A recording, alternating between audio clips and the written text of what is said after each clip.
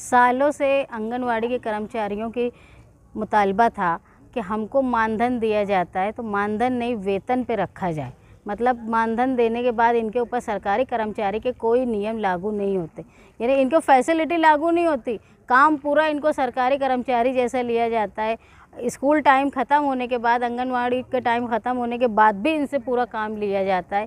इसके बावजूद रजिस्टर भरवाया जाता है और हर तरह का काम, यहाँ तक कि जब हिंदुस्तान लॉकडाउन का शिकार था, पूरा हिंदुस्तान घरों में बैठा हुआ था, जब भी आंगनवाड़ी वालों को सर्वे करने के लिए, कोविड का सर्वे करने के लिए भेजा गया, घर घर औरतें गई, उसमें कई औरतें तशद्दुद का शिकार हुई। लोगों ने उनके ऊपर हाथ उठाया, कपड़े खींचे, फिर भी उन्होंने काम किया। जबकि शुरुआत में ऐसा था कि ना इनको पीपीई किट मिली थी, ना अपने बचाव के लिए कोई भी सामान हेल्थ डिपार्टमेंट की तरफ से मिला था। इसके बाद भी इन्होंने कोविड में जंगबाजों ने काम किया और हमारी मांग ये भी है कि कोविड में ये काम करने के बाद भी इनको वो इज़्ज़त, वो सम्मान न बाल विकास मंत्रालय की तरफ से मिली, ना गवर्नमेंट की तरफ से मिली। इस चीज़ का इन लोगों को दुख है।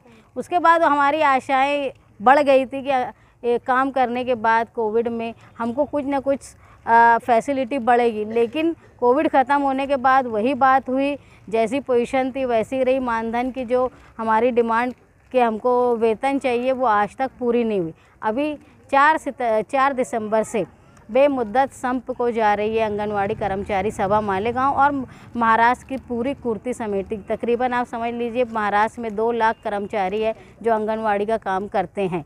इसमें ये सिर्फ बच्चों को पढ़ाने का काम करते हैं ऐसा नहीं, बच्चों के लसीकरण जो डोज होती है, वैक्सीनेशन, उसका काम करते हैं। उसके बाद जो कमज़ोर बच्चे हैं उनकी ग़िज़ाइयत का डेटा इनके पास होता है। डिफ्थीरिया के कोई मरीज़ होता है उनका डेटा होता है, कोई पोलियो के शिकार रहते हैं उनका डेटा होता है, यहाँ तक कि बलागत में जो बच्चियाँ आती हैं उनका डेटा होता है, किसके घर में कितने बच्चे हैं और आने वाले हैं और कितने दिनों का वक्फ़ा, कितने सालों का वक्फ़ा है। इतना कंप्लीट डेटा आंगनवाड़ी में होता है, शायद ही दूसरे डिपार्टमेंट के पास इतना इनके सर्वे का डेटा किसी के पास होगा नहीं। इसके बावजूद काम बहुत ज़्यादा होने के बाद भी उनके काम के मुताबिक इनको खिदमत का मुआवजा नहीं दिया जाता है।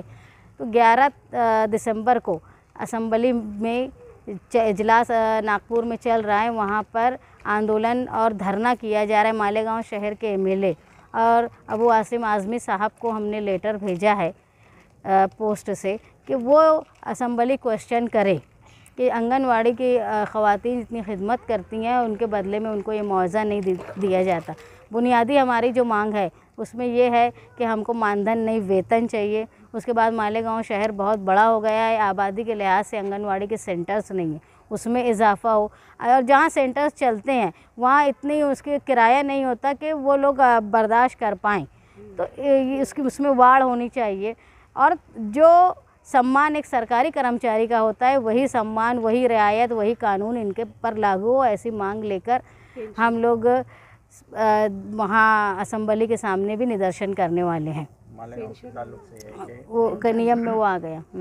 मुकामी एमएलए को भी हाँ, पोस्ट से हमने लेटर भेजा है कि असम्बली क्वेश्चन करे और सिर्फ मालेगांव के नहीं, पूरे महाराष्ट्र में जहाँ जहाँ आंगनवाड़ियाँ चलती हैं उनको कुर्ती समिति की तरफ से ये बोला गया था कि अपने अपने क्षेत्र के आमदार को लेटर दो कि वो असम्बली क्वेश्चन करे, ताकि एक ताकत के साथ ये सवाल उठे असम्बली।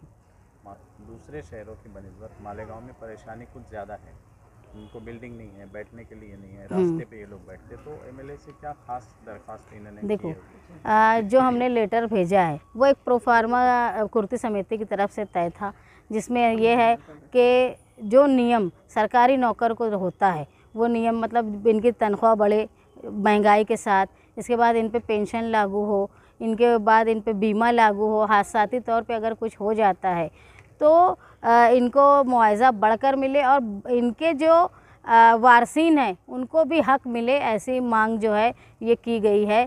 तो ये ऐसी मांग मालेगांव शहर के एमएलए और जिन एमएलए से हम लोग कांटेक्ट कर सकते हैं, जो सवाल कर सकते हैं, उनको सबको किया गया।